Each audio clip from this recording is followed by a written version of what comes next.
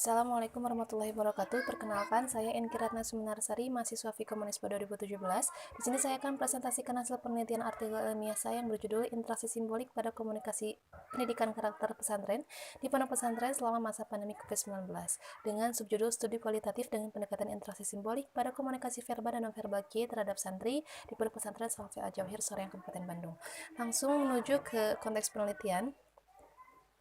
Pada konteks penelitian ada 4 hal di sini, yaitu pertama, pondok pesantren merupakan lembaga pendidikan yang dinilai paling efektif dalam mengembangkan pendidikan karakter di Indonesia, berupa gerakan penguatan pendidikan karakter yang dicanangkan oleh Kemendikbud tahun 2017. Selanjutnya, adanya pandemi COVID-19 yang melanda seluruh dunia telah berimbas juga pada dunia pendidikan termasuk pondok pesantren, sehingga sistem pembelajaran dan interaksi antara guru dan juga murid mengalami perubahan sistem menjadi offline dan online. Interaksi yang terjadi antara kiai sebagai sosok panutan, guru dan juga pemimpin dengan santri adalah salah satu yang paling penting dalam kesuksesan pendidikan karakter.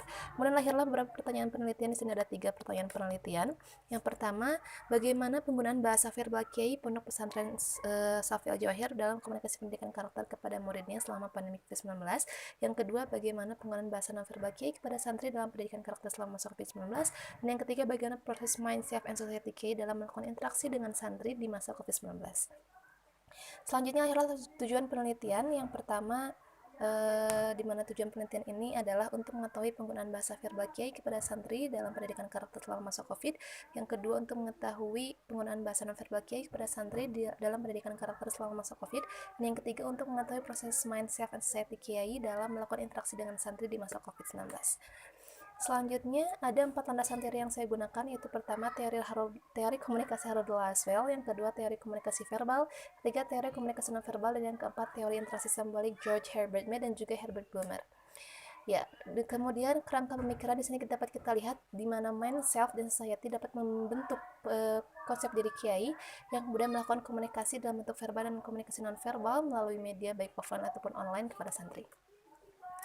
Dan selanjutnya adalah metodologi penelitian yang saya gunakan adalah penelitian kualitatif dengan pendekatan interaksi simbolik dan juga pengumpulan data menggunakan wawancara, observasi, studi pustaka, dan juga dokumentasi dengan analisis data menggunakan teori Wallace and Huberman dan triangulasi data menggunakan triangulasi sumber.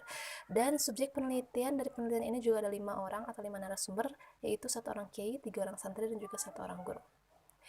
Dan hasil penelitian dari penelitian ini dapat kita lihat di mana teori George Herbert Mead yang merupakan ada 3 ide besar, Mind, Self, and Society tersebut dapat membentuk konsep diri kiai yang dapat menghasilkan sebuah makna setelah melakukan atau melalui 4 proses, yaitu proses others image of you, social comparison, cultural teaching, interpretation, and evaluating. Yang mana others image of you adalah orang-orang yang mempengaruhi, memberikan pengaruh kepada kiai. Di sini adalah santri, pengajar, masyarakat, juga tokoh masyarakat. Selanjutnya, kiai juga melakukan social comparison, yaitu perbandingan dengan pimpinan pondok pesantren lain dalam menghadapi situasi seperti sekarang. Kemudian cultural teaching adalah hal-hal yang mempengaruhi kiai. Di sini adalah 2 hal, yaitu media televisi dan juga media internet. Yang selanjutnya, kiai juga melakukan interpretasi dan juga evaluasi terhadap situasi dan kondisi santri di masa pandemi ini. Yang kemudian setelah melakukan atau melalui 4 proses tersebut, terlahirlah sikap kiai yang tegas dalam menegakkan dan juga mendisiplinkan protokol kesehatan COVID-19 dan juga tetap santai dan juga tenang dalam berinteraksi dengan santri untuk menekan agar tidak memberikan tekanan psikologis kepada santri. Yang mana selanjutnya kiai melakukan interaksi atau komunikasi kepada santri melalui komunikasi verbal dan komunikasi nonverbal. Di mana komunikasi verbal itu berupa lisan dan juga tulisan yang disampaikan dengan bahasa yang dimengerti oleh santri, yaitu bahasa Indonesia dan bahasa Sunda, yang kemudian disampaikan secara online dan juga offline kepada santri. Selanjutnya, untuk komunikasi nonverbal ada 4 bentuk yang dilakukan oleh kiai, yaitu kinesik berupa gerakan tubuh, ekspresi, dan juga sorot mata. Kemudian ada bentuk vokalik yang segala hal berkenaan dengan suara, nada, kecepatan, dan lain sebagainya. Kemudian bentuk kronemik dalam penggunaan waktu dan juga durasi, dan juga visual, yaitu pakaian yang digunakan oleh kiai. Dan kemudian bentuk-bentuk tersebut disampaikan oleh kiai kepada santri dengan melalui offline, berarti tanpa online. Selanjutnya, kesimpulan Bahasa verbal yang digunakan oleh kiai kepada santri adalah bahasa Indonesia dan bahasa Sunda, yang mana setiap bahasa yang disampaikan atau pesan yang disampaikan ini berupa lisan dan tulisan, baik secara online melalui aplikasi streaming YouTube, Zoom, Facebook atau WhatsApp, dan juga disampaikan secara offline, di mana setiap pesan yang disampaikan memiliki nilai-nilai pendidikan karakter sesuai dengan PPK itu. Kemudian bahasa nonverbal yang digunakan oleh kiai terdiri dari bahasa kinesik, vokalik, kronomik, dan juga visual tanpa ada sentuhan, yang mana semua itu disampaikan kepada santri dengan melalui offline tanpa online, dan juga setiap pesan yang disampaikan memiliki nilai-nilai pendidikan karakter.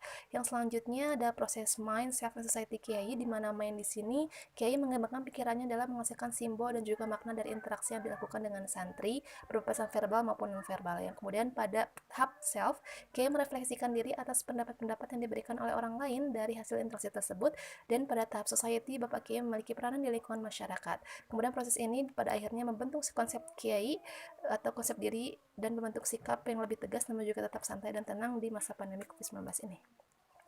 Terakhir adalah saran teoritis disarankan agar menggunakan metode atau pendekatan lain seperti kuantitatif, dan yang saran praktisnya hendaknya komunikasi yang dilakukan secara online di masa pandemi ini lebih dikembangkan lagi agar lebih bervariasi mengingat banyak sekali kekurangannya. Dan terima kasih perhatiannya. Wassalamualaikum warahmatullahi wabarakatuh.